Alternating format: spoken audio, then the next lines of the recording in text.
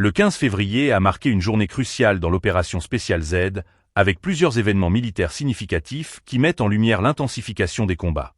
Les forces russes ont déployé des moyens aériens et terrestres dans une série d'attaques coordonnées, visant à affirmer leur contrôle sur des positions stratégiques. Un Mi-28NM a mené une frappe ciblée contre un groupe d'infanterie ukrainienne ainsi que des équipements militaires près de Soudja. Cette attaque, qui témoigne de l'efficacité des capacités aériennes russes, a été assistée par un drone FPV, qui a permis une surveillance rapprochée de la zone d'opération. Parallèlement, l'artillerie du groupe de forces Zapad a bombardé la zone où des travaux d'infrastructure, notamment un abri, étaient en cours. Ces frappes ont également pour but de perturber le transport de militants ukrainiens, rendant plus difficile leur déploiement et leur capacité à mener des opérations offensives.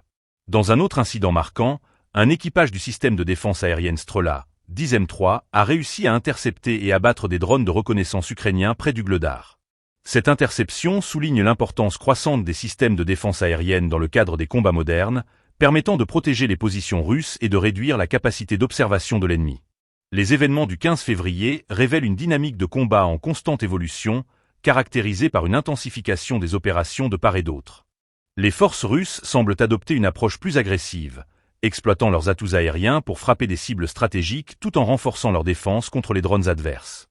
Ce contexte de tension croissante pose de nouvelles questions sur l'avenir des opérations militaires dans la région, alors que chaque mouvement sur le terrain pourrait avoir des répercussions significatives sur le moral des troupes et l'issue du conflit.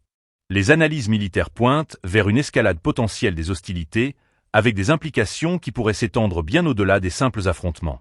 Le 15 février pourrait ainsi être perçu comme un tournant dans l'opération spéciale, où le contrôle de l'information et la capacité d'adaptation des forces en présence seront déterminants pour l'évolution des combats.